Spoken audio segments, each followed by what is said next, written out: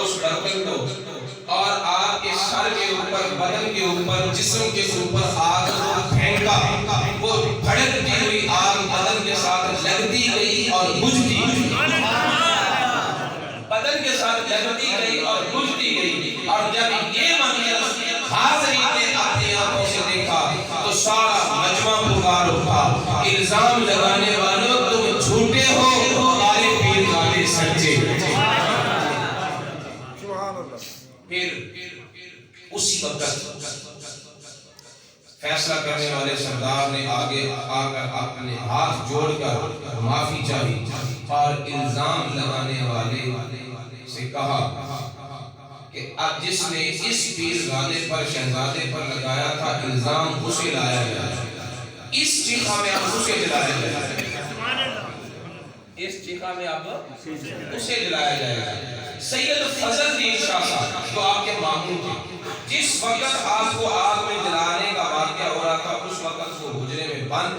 Baghdad کی طرف منہ کر کے کھڑے رہے اور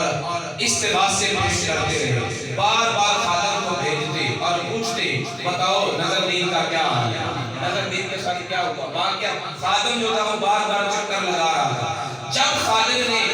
یہ پیغام دیا کہ حضرت یہ واقعہ پیش آیا اور آگ نے شاہ صاحب کو نہیں جلایا، تو آپ نے فرمایا اب دوڑ کے جا اور شاہ صاحب سے کہہ کہ جس نے تجھے الزام لگایا اسے بچا کے گھر میں آنا، چلا کے نہ آنا، اسے بچا کے آنا۔ ابھی وہ خادم پہنچا نہیں تھا کہ جب وہاں دیکھا تو وہاں عجیب معاملہ تھا۔ معاملہ کیا تھا کہ سردار کہہ رہا تھا کہ شاہ صاحب نیچے اترو، تمہاری جگہ پر اسے جلایا جائے گا جس نے آپ سے الزام لگایا ہے۔ تو آپ نے کہا میں اس وقت تک اس جگہ سے نیچے نہیں اتروں گا جب تک اسے آزاد نہ کر دیا جائے جس نے مجھے الزام لگایا۔ ہم وہ نہیں ہیں جو خود نہیں جلتے، ہم وہ ہیں جو کسی کو جلنے دیتے بھی نہیں۔ ہم وہ نہیں ہیں جو خود نہیں جلتے، ہم وہ ہیں جو کسی کو جلنے دیتے بھی نہیں۔ اس واقعہ کے بعد سید نظر دین شاہ صاحب یہ کہا کرتے تھے، حضور سید پیر میر علی شاہ صاحب کی ولادت کے بعد کہتے تھے کہ اس وقت تو مجھے آگ نے اس لیے نہیں جلایا تھا کہ میرے سلب میں میر علی تھا، اس وقت مجھے آگ نے اس لیے نہیں جلایا تھا کہ میرے سلب میں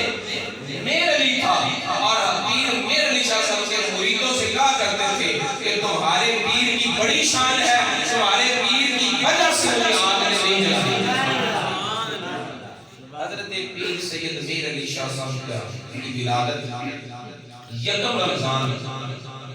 1270 ہجری 14 اپریل 1859 عیسوی میں آپ پیدا ہوئے، 1859۔ اور یہ وہ دور ہے جب 1857 کی جنگ آزادی کے اثرات بالکل تازہ ترین تھے۔ جنگ آزادی میں آزادی تو نہ ملی لیکن انگریز کے ظلم و ستم کا نشانہ اہل سنت و جماعت پوری طرح ملا۔ اس دور میں اللہ رب العزت نے 1859 میں حضور پیر سید میر علی شاہ صاحب کو اس کائنات بزم رنگ و نور میں ایک نور بنا کر پیش کر دیا۔ پیر سید میر علی شاہ صاحب جس وقت باپ کے شروع میں تھے، یہ باپ کی کیفیت تھی، اور آپ فرماتے ہیں کہ جب آپ اپنی والدہ کے وطن میں آئے تو اس وقت والدہ کی یہ حالت تھی کہ ساری رات اللہ کا ذکر مسجدے پر بیٹھی اور بیٹھی ہے۔ فرماتے ہیں سید نظر دین شاہ صاحب کہ جب میرے سلب میں تھے تب عشق الہی کی حرارت کو میں خود محسوس کر سکتا، اور جب ماں کے پیٹ میں گئے تو میری ماں کا بھی وہی حال تھا جو پھر میرا حال ہوا۔ یہ حضرت پیر میر علی شاہ صاحب کی مادر زاد ولی اللہ ہونے کی قوت ثبوت ہے۔ آپ کی ولادت سے چند دن پہلے ایک مجذوب آیا اور خانقاہ دولڑا شریف پر آ کر مقیم ہو گیا، اور وہ کہہ رہا تھا کہ وہ آ رہے ہیں، وہ آ رہے ہیں۔ جب حضور پیر میر علی شاہ صاحب پیدا ہوئے، ننھے ننھے آپ کے ہاتھوں اور پاؤں کو بوسہ دیا اور آپ کی زیارت کرنے کے بعد وہ چلا گیا۔ پیر سید میر علی شاہ صاحب ابھی قرآن قاعدہ پڑھنے کی عمر میں تھی، یعنی اتنی عمر تھی آپ کی کہ پیدل نہیں چل کے جاتے تھے، خادم آپ کو اٹھا کے لے جاتا تھا، اٹھا کے لے آتا تھا۔ تو قاعدہ پڑھتے پڑھتے قرآن پاک نازلہ پڑھتے پڑھتے آپ نے جب نازلہ قرآن پاک مکمل کیا تو ساتھ ہی سارا قرآن پاک زبانی سنا بھی دیا۔ استاد نے آپ کو نازلہ پڑھایا اور آپ نے زبانی سنا دیا، اور جب میں نازلہ یاد کرتا تھا تو حفظ مجھے خود ہی ہو جاتا تھا۔ یہ آپ کے حافظے کی قوت تھی۔ اور انہی دنوں جب آپ نے فارسی کی کلاس لینا شروع کی اسی آستانے پر، تو فارسی کا امتحان جو تھا وہ کوئی انگریز افسر تھا جو دیتا تھا، اس نے سب سے پہلے سوال جو ہے وہ آپ سے کیا، چھوٹے تھے نا عمر میں، سب سے کلاس والوں میں سب سے چھوٹے تھے، تو آپ سے ایک سوال کیا اور پوچھا کہ بایت کا مصدر کیا ہے؟ آپ نے بایت کا مصدر بتا دیا، فوراً بغیر سوچے فوراً کہا کہ اس کا مصدر بودن ہے۔ جب انہوں نے دیکھا کہ اتنا چھوٹا بچہ اور درست جواب، وہ کہنے لگا کہ جس کلاس کے اتنے چھوٹے بچے کی پڑھائی کا یہ حال ہے، استاد کامل ہے، ساری کلاس کے پاس ہے، اور کسی سے ٹیسٹ لیے ہی نہیں۔ امتحان دینے گئے تو پیر میر علی شاہ صاحب کا یہ بچپن کی کرامت، اس بات کا وہ موقع ثبوت ہے۔ آپ اس وقت سے اعلان کر رہے تھے کہ ہم صرف پاس ہوتے نہیں ہیں، پاس کرواتے بھی ہیں۔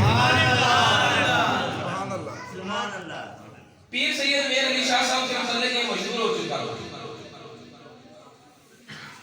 کہ آپ مادر جات ولی اللہ، آپ کے استاد محترم